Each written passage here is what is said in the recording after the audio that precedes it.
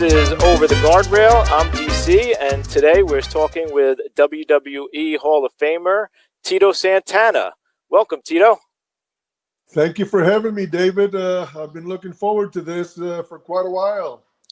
It's great to have you, and for the interview, I've been going through the new book, which is "Don't Call Me Chico," coined famously from Jesse Ventura. Do you remember, did Jesse coin that while he was broadcasting, or did he use that, in the ring when you guys were competing? Well, I met Jesse back when I was in the AWA, so he started calling me Chico in the AWA. Okay. So, and then when he was doing the commentating, he was calling me Chico, and I didn't even realize, because when I started going to arenas, the fans would be calling me Chico, and it kind of upsetting me a little bit. But then, I just happened to be watching our one Saturday morning. I caught our wrestling show on TV, and I heard Jesse calling me Chico, and then I figured out, that's where the fans are getting it from. Yeah. I think that's a kind of a lost art, actually. I don't know how much of today's wrestling you watch, but, how much people like Monsoon and Jesse really helped out with their commentary, putting you guys over. Yeah, I don't think I think you're right. I think it's a lost art, kind of like the lost art of the ring psychology. It'll never happen like when we had it, because every night we wrestled with guys that knew the psychology of the business. And now it's a different ball game, so psychology is not that important anymore. Sure. I think I heard you say, actually, like a guy like Jesse Ventura in the ring with him, could get so much heat without even touching you. Yes. I don't know if you've ever heard this, but, they've asked Jesse if there was anybody that he would want to wrestle, who would it be? He always says Tito. We used to get in the ring and be in there for 10 minutes, and the fans would be ready to kill him, and we hadn't even touched. Yeah, I mean, it definitely, like you said, it's a lost art. So preparing for the interview, I got a chance to go through the book. Really great job by you and Kenny Casanova. This is actually your second autobiography, I believe, right? You did one a few years back. Yes, I did one earlier, but the company that published it went bankrupt, so it never went anywhere. Okay. So in the beginning of the book, you guys do a great job covering your early life and the football stuff, where I wanted to begin, actually, February 23rd, 1977, a pretty important day for Tito Santana. Was that when I went to Atlanta, or was 1977? That would have been your first match, you mentioned in the book, against Crusher.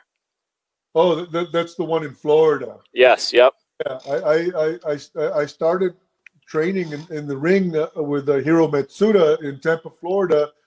As a matter of fact, January the 1st, 1977, and it took me almost 2 months before I had my first match. And it was exciting, and it was a lot harder than I thought it was going to be. But I was so happy when I got through the match and survived.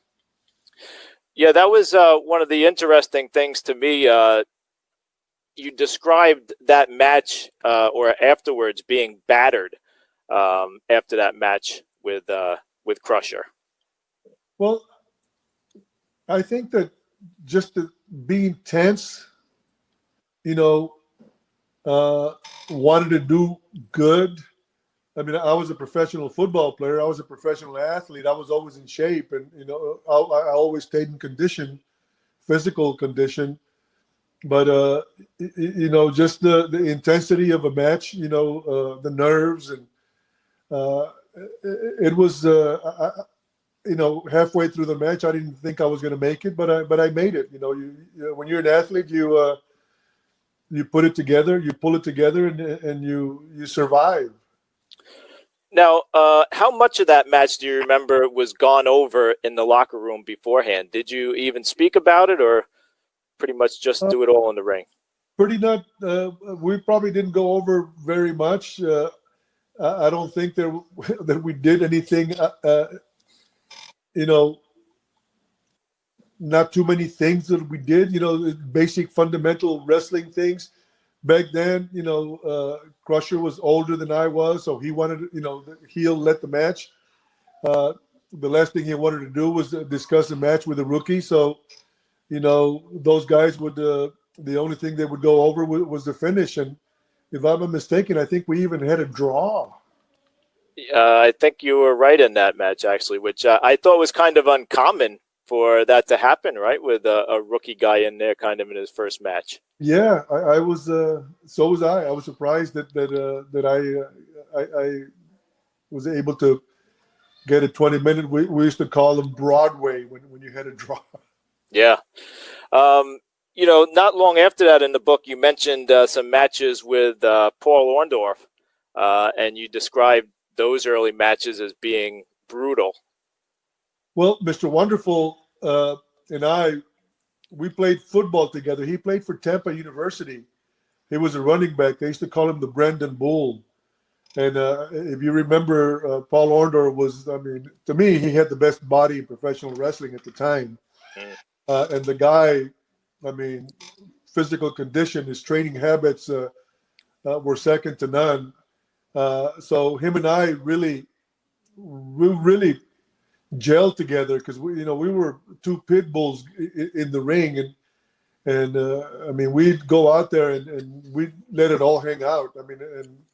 And the fans really appreciate it. So both of us were pretty green, but both of us were giving it 100%, and the fans really enjoyed our matches from early on.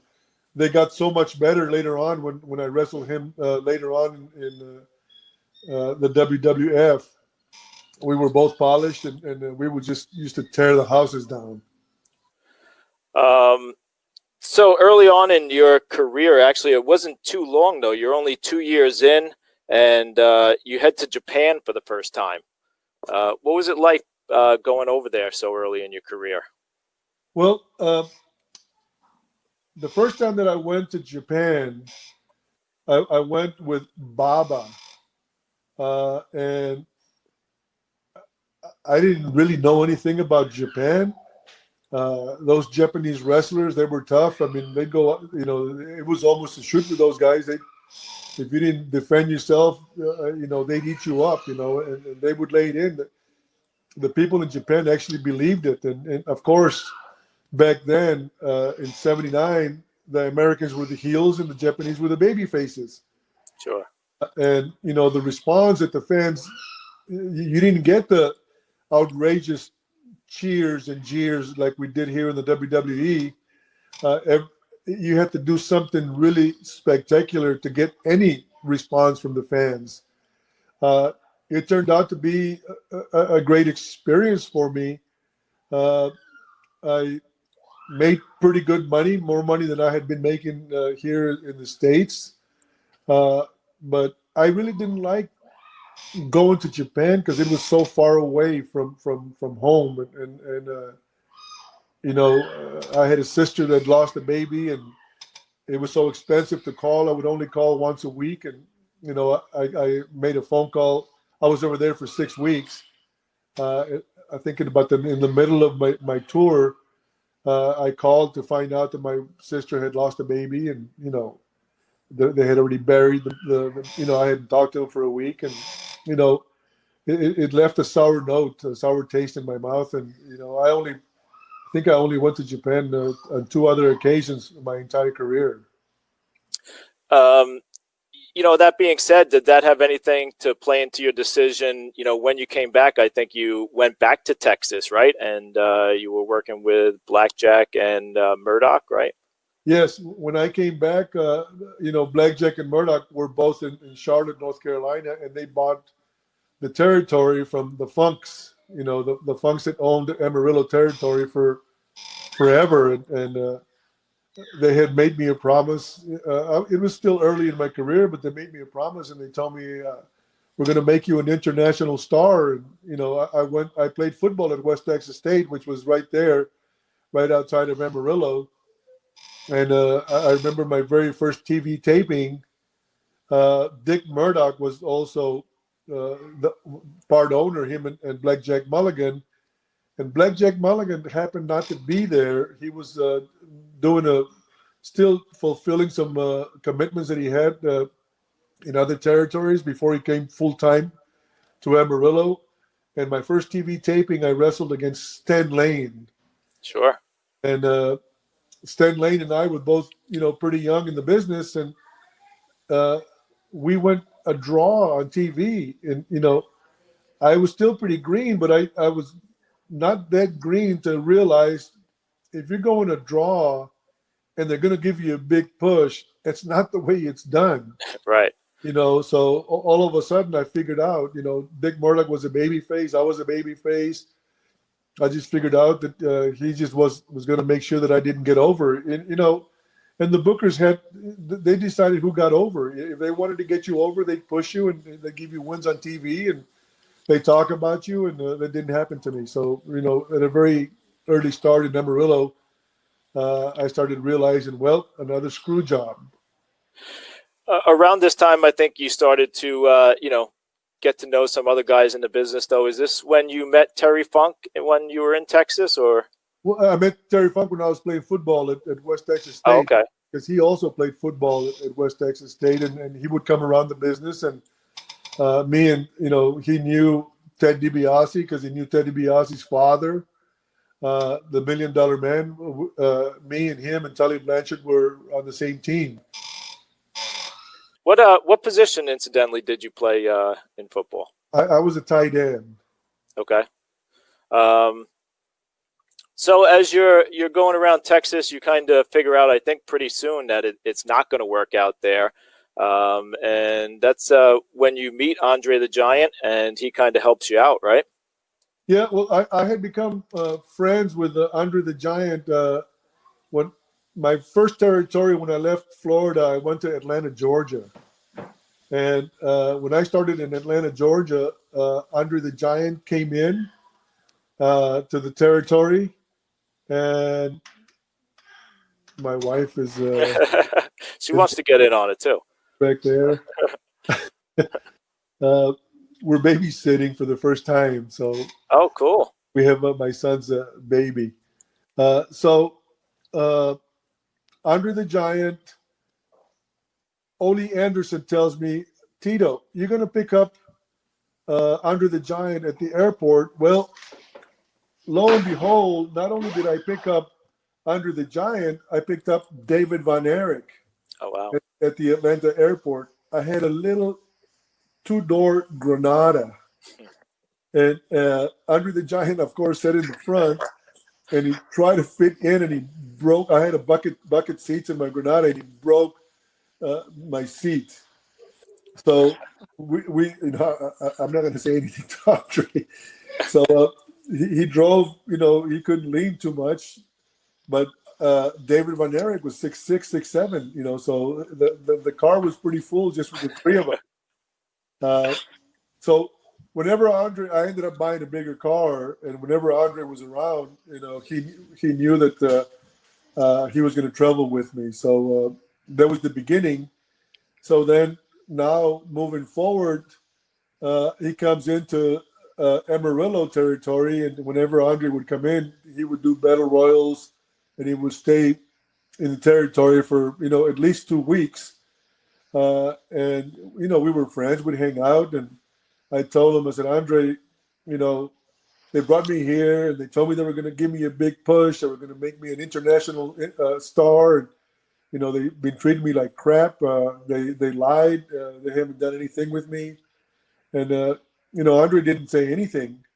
And before you know it, that's when I realized that him and Mario Savoldi was Angelo Savoldi's son that lived here in New Jersey. And he knew that I was getting a screw job. And between him and Andre, he gave Andre was on his way to New York when he got done with Amarillo. He gave them a tape on me. And before you know it, I'm on my way to New York. So it's not who you are, it's who you know. I was a very lucky man that Andre took a liking to me, and he helped me get to New York.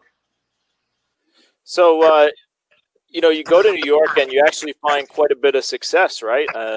You have the run as the tag team champions there. Yes, I mean I came to New York, the biggest territory. I never realized, like I didn't grow up as a wrestling fan. I'm sure you got that from the book. Hmm. So I didn't realize the difference in the wrestling in the different territories.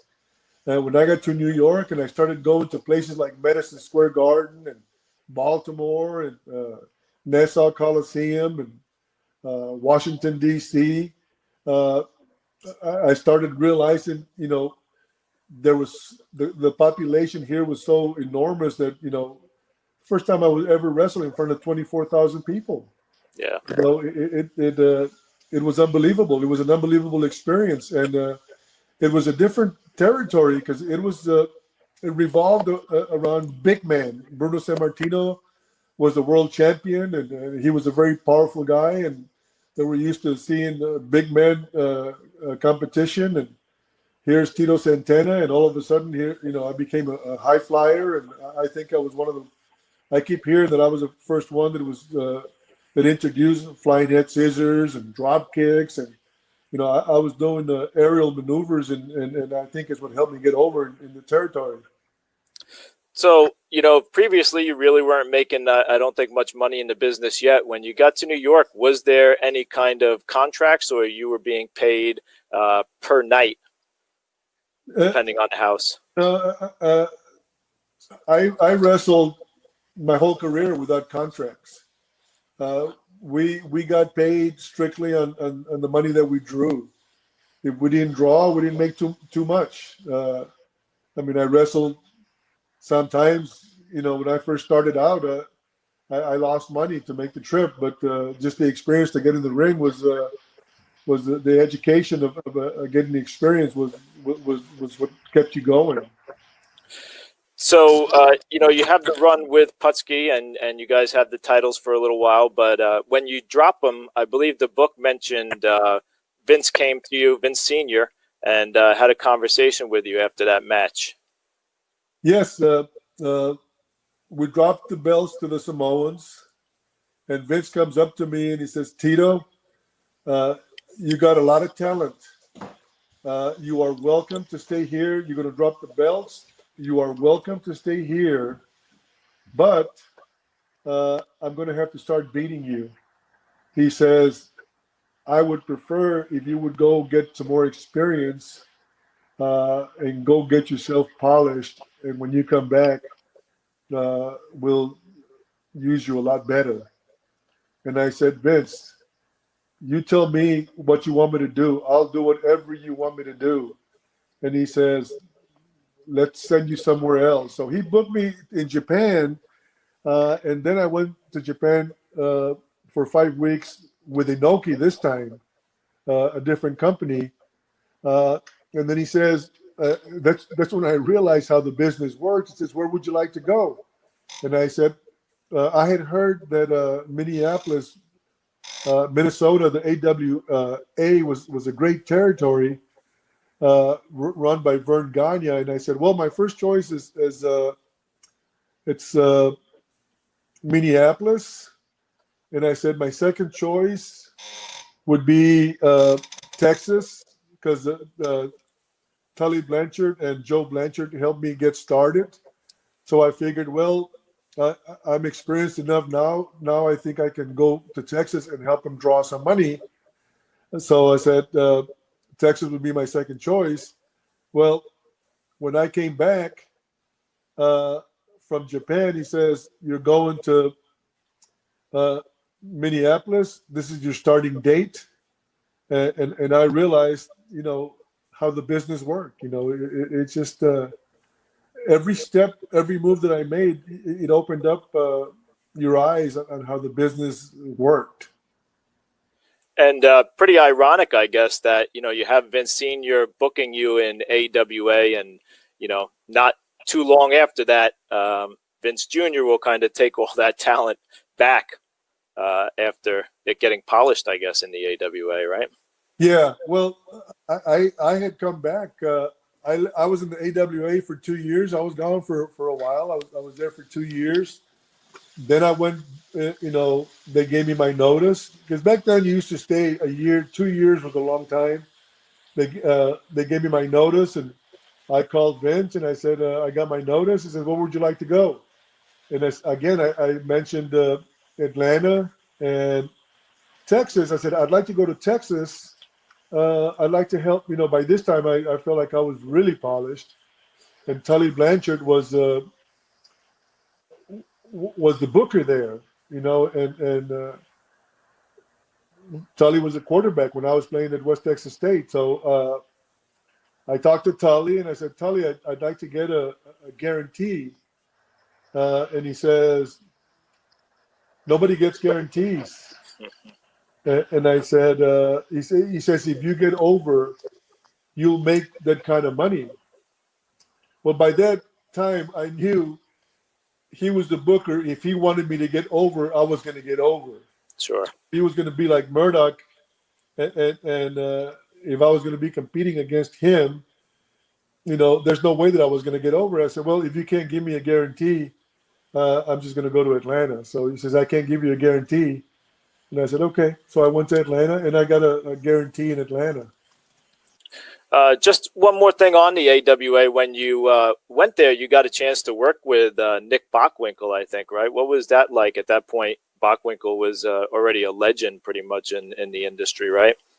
Yeah, Nick Bockwinkel was a world champion for the AWA, and he was an unbelievable worker. He was like a babyface wrestler with a heel mentality. He would cheat just enough, and of course he had Bobby Heenan, as the heel manager, where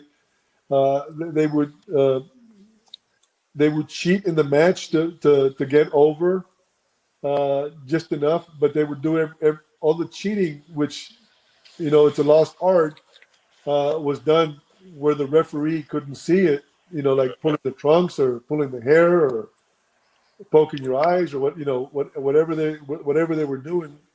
Nobody saw what they were doing, so it was very masterful the way he wrestled and the way he was a heel. You were kind of, like you said, you moved to, I think, Charlotte at this point, and you kind of moved around a little bit.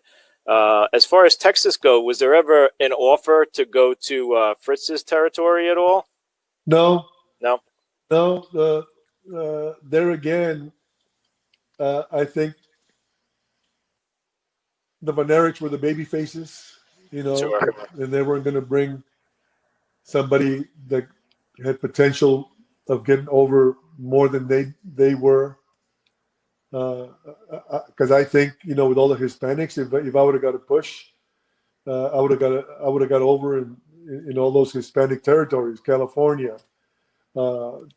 Texas had Amarillo, had San Antonio, had Dallas. So, they didn't want any competition.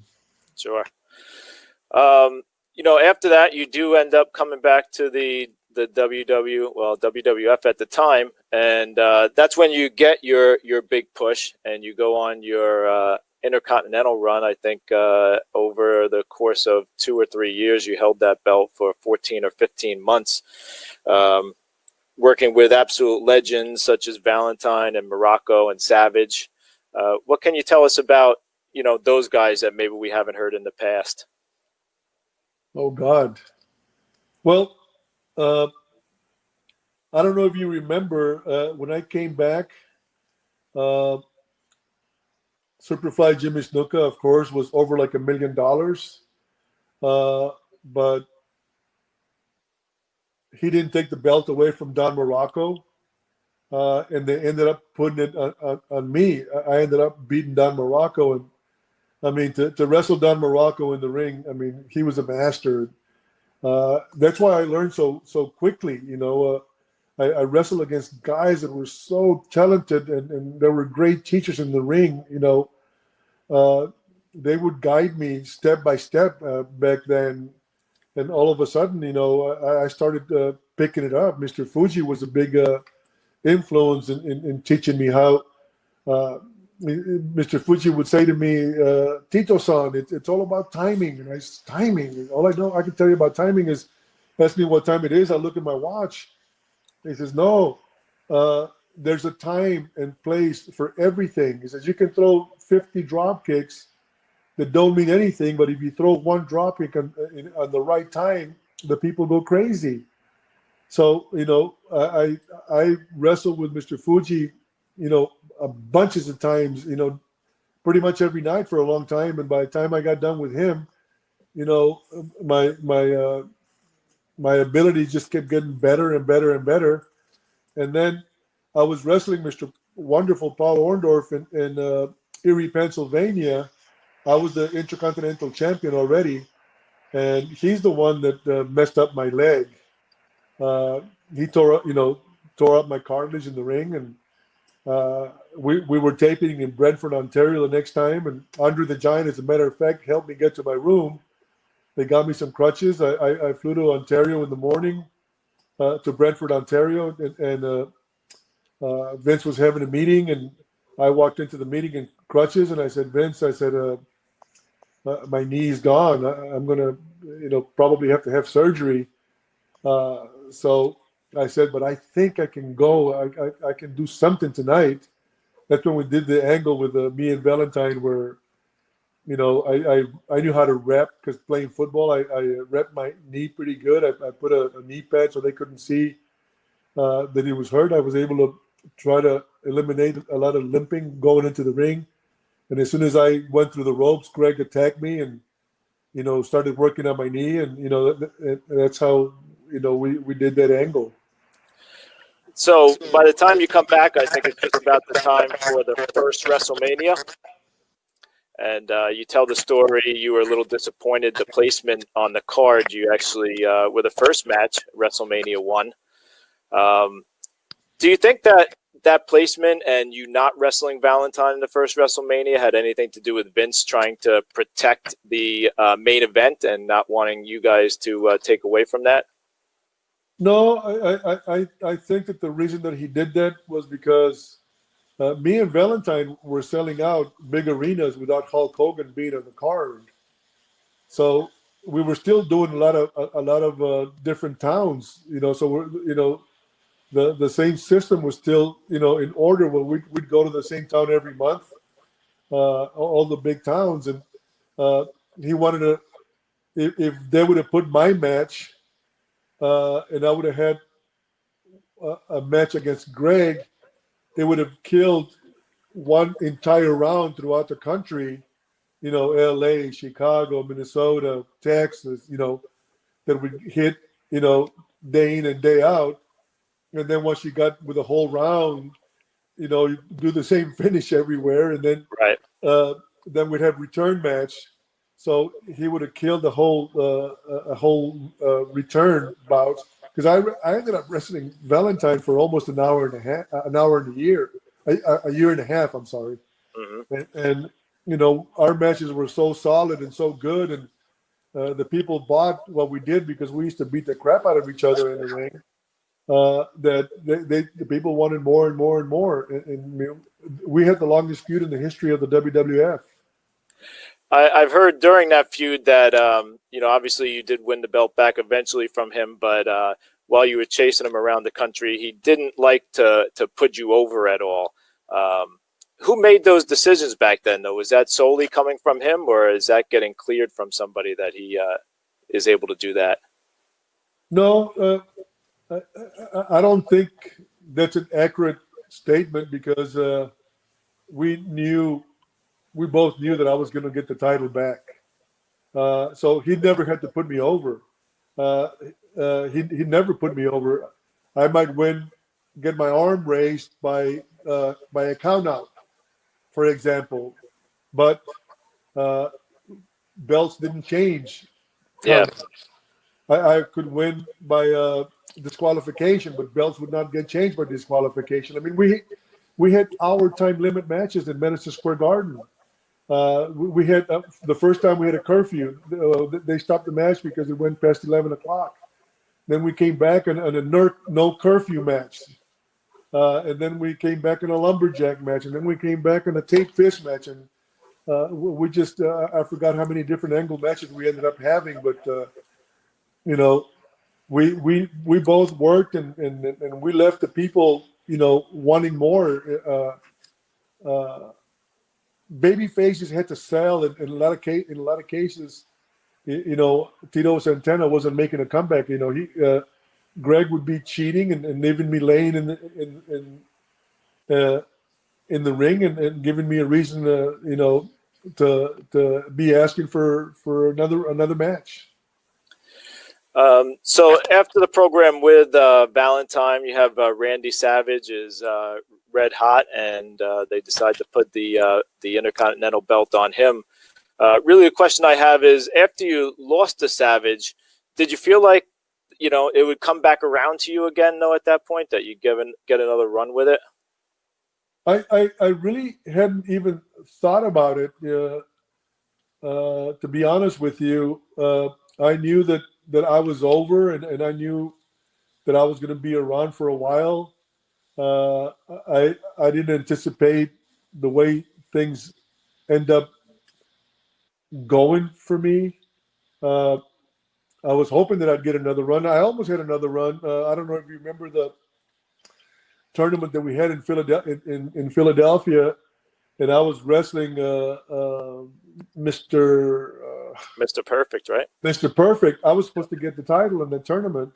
Oh, okay. The Ultimate Warrior was a world champion, and Kerry Von Erich was best of friends with the Ultimate Warrior. So they brought Kerry Von Erich in, and they put the belt immediately on Kerry. So that kind of screwed me over a little bit there also. Little bit luck. So after that, it kind of brings us to WrestleMania 3. You know, probably to me the biggest WrestleMania that there was, of course. Hulk Hogan and Andre the Giant. Steamboat and Savage have their epic match. You know, knowing your history with Andre, what was Andre like that night backstage? Was he just typical playing cards and stuff like that, or was he a little bit different? No, he was a typical playing card. All the boys were wondering. We didn't know, and Andre didn't sell it. It didn't let anybody know. We were wondering what was going to happen. We were wondering if he just wasn't going to give in to Hulk, if he wasn't going to put. I mean, we all, during their match, all of us were watching the monitor in the back, just wondering to see if something out of the ordinary was going to happen. Of course, when Hulk slammed him, it was an unbelievable response in the locker room and in the stadium itself. Sure. Yeah, I've heard stories that you know, even Hogan didn't know the entire day, right? That he says that he wasn't quite sure. No, I mean Hogan was scared to death because if Andre didn't want you to do something to him, you weren't going to do it, you know. And Andre, you know, didn't let on, you know. Even Hogan didn't know, you know. And Hogan's really good friends like Beefcake and Brian Blair, you know, he had a few close, really, really good friends. We were all friends, but he had some close friends. They didn't know, you know. So we were all, you know, as anxious as the fans were. We were like marks watching in the back. That doesn't happen too often in the business, right? No, it doesn't. You know, so at this time, the Andre turn originally to wrestle Hulk, that was a pretty big heel turn in the history of wrestling. Did you ever consider at this point or talk to anybody about a possible heel turn? You know, maybe saying, "Hey, why can't I work with Hogan for a while?" I did want to turn heel. I don't know if you remember reading when me and Rick Martel broke up. I asked Vince, can I be the heel? And he says, "No, you're going to be the baby face. Rick's going to be the heel when he comes back. You guys are going to have a heck of a run." And he promised me a big run, and it didn't happen. He turned on me. We had a few matches, and Rick moved on to wrestle against other guys, and I was kind of left in the dust after that. They came up with a stupid gimmick, the El Matador, that I would have liked it. I think I did a pretty good job trying to get the gimmick over, but then again, if they want something over, they're going to get it over. If they don't want something over, they're not going to get it over. When I started the Matador gimmick, I asked Vince. I said, "Vince," because I used to think about all the different things that you could be merchandising, like little bulls and the capes, the sword that I used when I did do a bullfight in Mexico when I got trained. He says, call the merchandise department. So I called the merchandise department, and I said, "What are they merchandising on El Matador?" He says, "They made a little 6-inch figure Matador," and he says, "Oh, we got a figure coming out." I said, "Anything else?" He said, "No." I came home and I told my wife, I said, "They're not going to push me. They're not going to do anything with El Matador." I said, "It's over." Sure. So during that time, it is kind of it goes into the transition of, what they referred to as the new generation. But I also heard you speak about that there was talk of a title run at that point for you. Well, at the beginning, Pat Patterson kept telling me, "Tito, we're going to go into Mexico. We're going to go into South America. We're going to go into Central America. We're going to go into Barcelona." And he said, "It's going to be big for you." That's all he would tell me. And I know how when they were going to push you, things that were happening. So when I wrestled The Undertaker in Barcelona, Spain, and I beat The Undertaker in Barcelona, Spain, I mean, the place, we were the main event. The place was sold out. There was no Hulk Hogan there. Sure. Completely turned people away. And all of a sudden, a few weeks later after that, I find out, well, we're not going into Mexico. We're not going into Central America. We're not going South America. They decided to go into Canada instead. I guess the devaluation of the peso, the money in South America and Central America wasn't worth the while for Vince to consider going, that route. And he chose to go into Canada, and that's when they decided it's not going to be Tito; it's going to be Bret Hart. So, not long after that, I guess, is when you finished up that run in the WWE. And why didn't you decide to go anywhere else? Maybe try WCW or whatever else was out there at that point.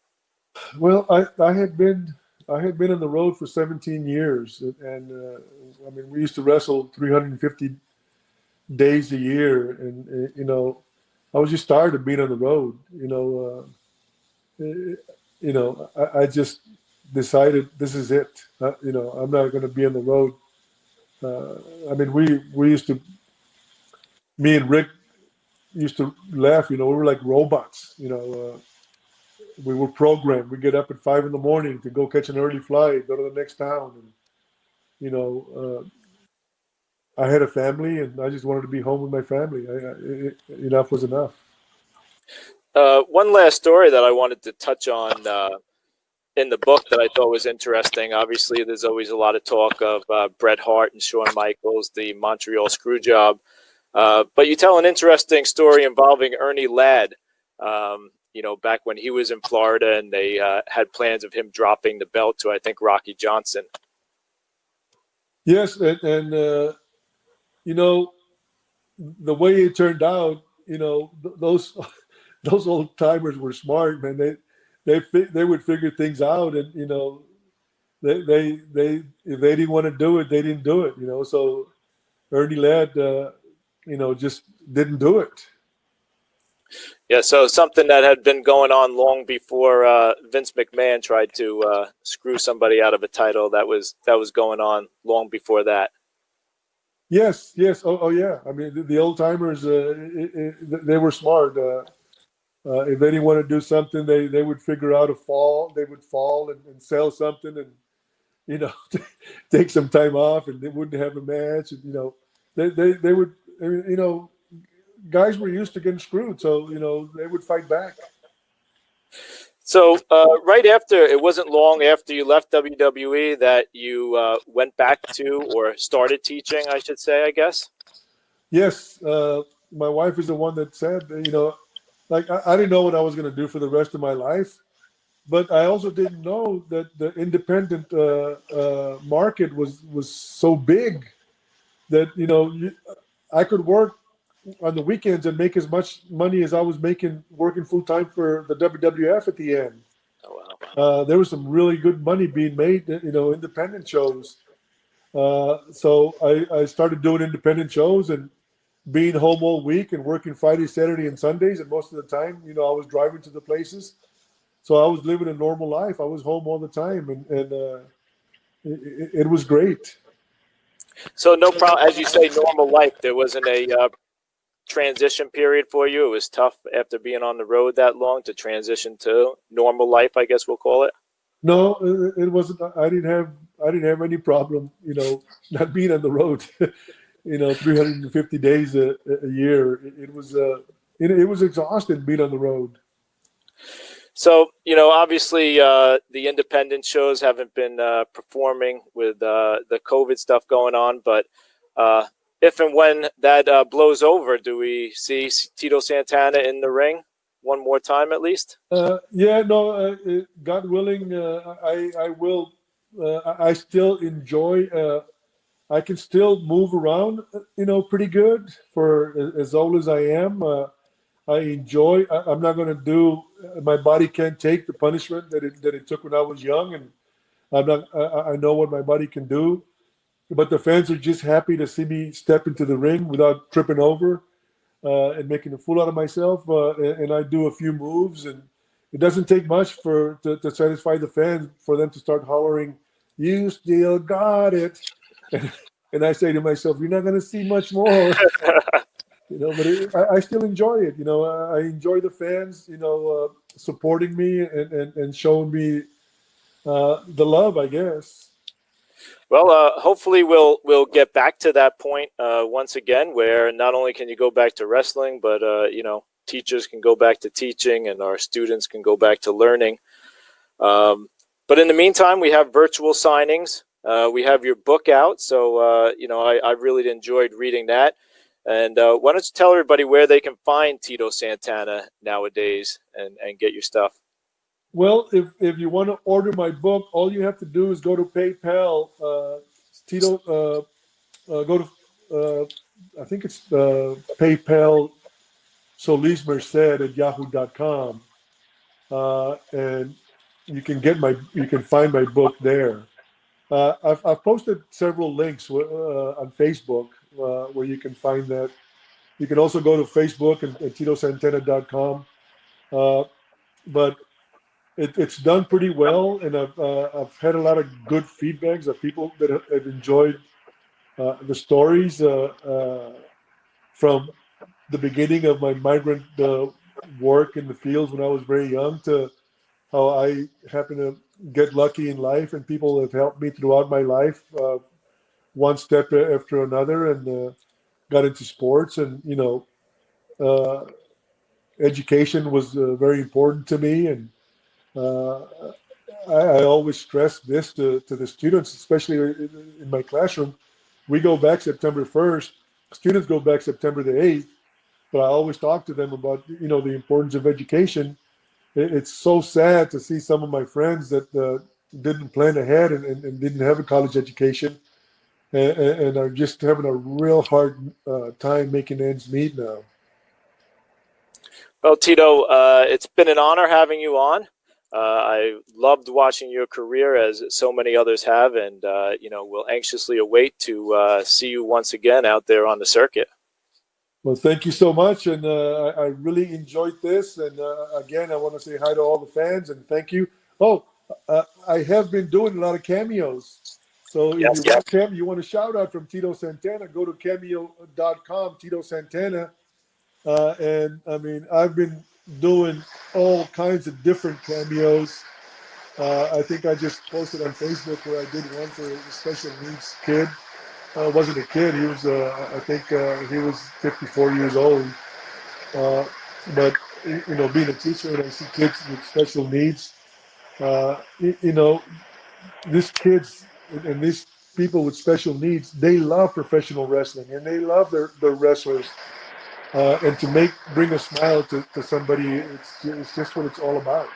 Yeah, Cameo's definitely been a great way for you guys to connect with the fans. It certainly has. Yes. All right. Well, once again, for Tito Santana, I'm DC, and you've been Over the Guardrail. DC, thank you. Arriba!